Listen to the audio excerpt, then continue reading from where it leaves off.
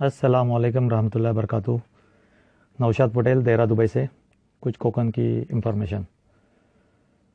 National highway number 17 Mahad के आगे कामला गांव के पास एक छोटी सी खूबसूरत मस्जिद। जैसा है गल्फ़ में जो रहने वाले वो देखते हैं अक्सर हाईवे के ऊपर हर जगह पे 15-20 किलोमीटर पे एक छोटी सी मस्जिद होती है। वहाँ पे गाड़ियाँ रुकती है, फ्रेश हो जाती है, नमाज़ पढ़ते आगे का सफ़र कंटिन्यू करते। उसी तरह कामला गांव के पास जो अंजुमन दर्दमन मदरसा है उसके बाहर एक हाईवे को टच एक छोटी सी खूबसूरत मस्जिद बनाई है। बड़ी मस्जिद का जितना गुंबद होता है ना, वो साइज़ की मस्जिद बनाई है। वहाँ पे आप रत्नागिरी में या गोवा में या कोकन में कहीं भी ट्रैवल करते हो, हाईवे से जाते हो, वहाँ पे रुको। वहाँ पे आपको पानी का नल रखा हुआ है, फ्रेश होके नमाज़ पढ़ के अपना खाना पीना है। वो वहाँ पे एक मस्जिद के अंदर एक रेड कारपेट एरिया रखा हुआ है, उसके ऊपर आप बैठ के पूरी फैमिली खाना खा के आप आगे का सफ़र मुकम्मल कर सकते फ्रेश होके। और उसी के बाजू में एक एक्सीडेंट फ्रैक्चर हॉस्पिटल है। ये हॉस्पिटल एक कोई साहब है उन्होंने बनाया है। महाड़ से लेके पोलादपुर के बीच में कहीं भी हाईवे के ऊपर हॉस्पिटल नहीं है। अगर एक्सीडेंट होता है या कुछ प्रॉब्लम होती है तो बहुत मुश्किल होती। तो किसी का कुछ मसला हो गया था, उन्होंने मुफ्ती रफ़ीक पुरकर साहब को मिलके वहाँ पे जगह लेके हॉस्पिटल बनाया हुआ है उनकी रहबरी में। तो ये भी अभी शायद फिनिश होने को आया है। एक एक्सीडेंट होने, अल्लाह न करे किसी को कुछ मुसीबत आ जाए, तो वहाँ पे एक हाईवे के ऊपर फैसिलिटी बन गई है। छोटी सी मस्जिद, साथ में हॉस्पिटल, बाजू में मदरसा। और अंजुमन दर्दमन का जो नाम लिया, चलो उसके बारे में कुछ बताता हूँ। जो अंजुमन दर्दमन ट्रस्ट है, एजुकेशनल ट्रस्ट है, उनका जो वहाँ पे मदरसा है, वहाँ पे English medium school, Urdu medium school और साथ में मदरसा भी है। मतलब आपका बच्चा उर्दू मीडियम से पढ़ के कुरान हाफिज़ बन सकता है, आलिम बन सकता है, या इंग्लिश मीडियम स्कूल में पढ़ के कुरान हाफिज़ बन सकता है। ये फैसिलिटी काश अगर पहले होती। मैं आपको बताऊं कि मैंने 20 साल पहले मुंब्रा शहर पकड़ा रहने के लिए, अपनी बच्चों की पढ़ाई के लिए, क्योंकि वहाँ पे इंग्लिश मीडियम स्कूल गोरेगांव वगैरह अतराफ में सही नहीं थे। तो एजुकेशन के लिए मुंब्रा में गया। अगर ये ऐसी स्कूल मिलती तो नहीं जाता था। तो ये बहुत ही अच्छे फैसिलिटी है वहाँ पे। आपका बच्चा वहाँ पे उर्दू मीडियम से पढ़ के कुरान हाफिज़ बन सकता है। किसी को इंग्लिश मीडियम से पढ़ाना है तो इंग्लिश मीडियम से पढ़ के कुरान हाफिज़ बन सकता है। साथ ही में हॉस्टल फैसिलिटी भी है। आप रत्नागिरी से हो, रायगढ़ से हो, कहीं से भी आपके बच्चे को वहाँ पे रखो। यहाँ पे सिर्फ 350 से 750 तक फ़ीस है। और हॉस्टल में रखना है 2 से 2,500 रुपये फ़ीस के अंदर आपका बच्चा रह सकता है, खाना पीना रहना सब साथ में। और उलमा लोगों की सुपरवाइजिंग में वहाँ पे आपका बच्चा रहेगा। उनका जो हॉस्टल है, मैंने वहाँ पे वैकेशन में विज़िट किया था तो देखा था। हम लोग गल्फ़ में जो एग्जीक्यूटिव बैचलर्स में जो रहते हैं उससे भी अच्छा खूबसूरत हॉस्टल है। इतने क्लीन और नीट बेड और कितनी साफ़ सफाई। और 20-25 बेड के बाद में एक आलिम का बेड है, वहाँ पे कैबिन है, मतलब उनके ऊपर सुपरवाइजिंग करने के लिए। और हर 4 कोने में 4 आलिम के बेड है। वहाँ पे रात में 24 आवर्स आपका बच्चा उनकी निगरानी में रहेगा। कोई मतलब वहाँ पे जो काम के लिए भेजे वो काम में मतलब सही तरीके से इल्म हासिल करेगा। और खाने पीने के लिए इतना अच्छा खाना है वहाँ पे, किचन साफ़ सुथरा और कोकनी खाना बनेगा आपके बच्चों को। लॉन्ड्री फैसिलिटी है, खेलने के लिए ग्राउंड है, और बाजू में स्कूल और मदरसा है। लड़की लोग का मदरसा अपोजिट साइड में है अंजुमन का। वहाँ पे फुल सिक्योरिटी। आपकी बच्ची को कोई दूसरा जाके नहीं मिल सकता, इवन दूसरे रिश्तेदार भी वहाँ पे जाके नहीं मिल सकते। मुझे खाली दूर से उन्होंने दिखाया मुफ्ती साहब ने। ऐसे 10 से 12 उनके स्कूल और मदरसे है। अगर आप एक बार ज़रूर वहाँ पे विज़िट करो, इंशाल्लाह आपको पसंद आएगा और दिल खुश हो जाएगा कि ऐसी चीज़ कोकन के अंदर मौजूद है जहाँ पे उर्दू मीडियम और इंग्लिश मीडियम से सीख के। ऐसे दूसरे भी है, लेकिन मैंने जो देखा मैं अपनी मालूमात आप तक पहुँचाता हूँ। ये वीडियो किसी ने मुझे बनाने के लिए नहीं कहा है, एक अच्छी मालूमात है, आप लोग तक पहुँचाता हूँ। क्योंकि हो सकता है शहर भेजने वाला लड़का आपको वहाँ पे आप भेज सकते, तो जाके एक बार विज़िट करो। और मुफ्ती रफ़ीक पुरकर साहब जो अप्रिशिएट करो, अल्लाह ताला उनको ऐसे अच्छी सेहत दे, जो माशाल्लाह कोकन के लिए काम करे, कितने सोशल एक्टिविटीज़ में जुड़े हुए। और सबसे बड़ी बात तो जो मदरसे के बारे में जो गलत फहमी रहती लोगों की, और जो मीडिया हमेशा गलत इन्फॉर्मेशन देता है। आज रफ़ीक पुरकर साहब को एक खिदमत करने का उनकी ट्रस्ट को मिला। जो महाड़ में पुल गिर गया उसके बाद में कितने लोगों को वहाँ पे रिहाइश दी उन्होंने और उनकी खिदमत की। तो मीडिया वाले भी अप्रिशिएट हो गए, खुश हो गए और उन्होंने अप्रिशिएट किया, और उसी मदरसे की न्यूज़ सारी दुनिया में पहुँचा दी। जो उनको मालूम पड़ गया, वहाँ पे हिंदू भाई भी रह चुके, उन्होंने देखा कि मदरसे के बारे में लोग कैसी गलतफहमी उठाते हैं, और वहाँ पे रह के उन्होंने खाना पीना खाया, खिदमत की लोगों ने, और देखा कि मुसलमान के बच्चे मदरसे में कैसे पढ़ाई करते हैं और क्या सिखाया जाता है। तो एक बहुत अच्छा मौका मिला, अल्लाह ताला ने दिया। और एक उनका काम है जो बताता हूँ आपको, सदक़े की संदूक। ऐसी संदूक कोकन के चारों डिस्ट्रिक्ट में अंजुमन दरमन की संदूक दी हुई है। इसके अंदर जो सदका डाला जाता है, जो तो उसके बारे में पहले बताऊं कि जैसे सदका है, सदका हर इंसान देता है, सबको पता है, कोई नई चीज़ नहीं।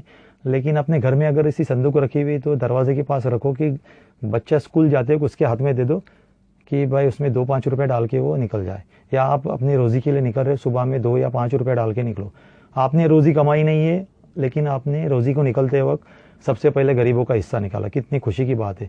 सदका, आपको पता है, सदके से मुसीबत टल जाती है, बीमारी आई, सदका दे दो, इलाज का ज़रिया बनता है इंशाअल्लाह। और सबसे बड़ी बात तो हमसे कुछ गुनाह हो गया और सदका किया, अल्लाह ताला का गुस्सा कम हो जाता है, आज़ाब आने से हम रोक सकते हैं सदका जारिया करके।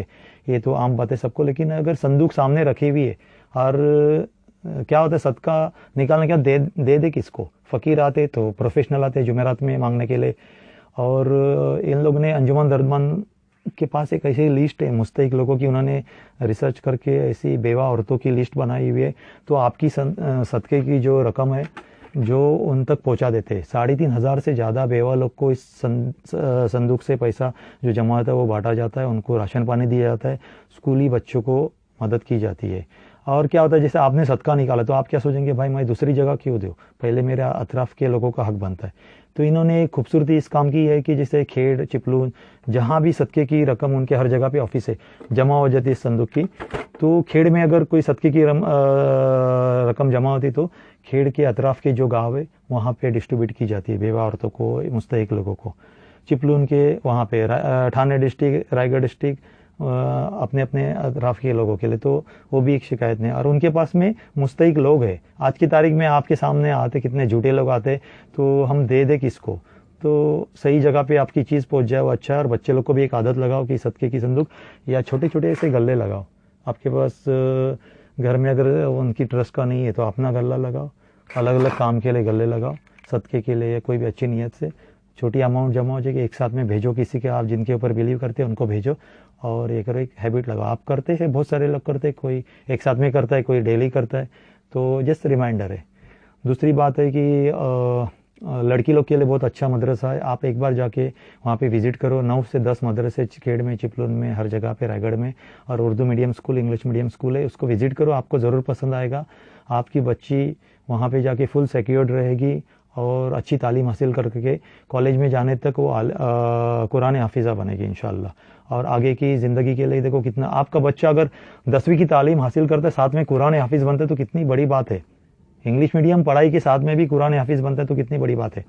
और सेकंड थिंग जो मेरे दिमाग में बहुत दिनों से मतलब ये होती है, मुझे बर्दाश्त नहीं होती, वो ये कि हम लोग जब बच्चा कुरान हाफिज़ बनता है और कोई गाँव में मस्जिद में इमामत करता है तो सैलरी क्या दी जाती है, 8,000 से 10,000 या 12,000, कोई ऐसी अच्छी जगह हुई जहाँ पे 15,000।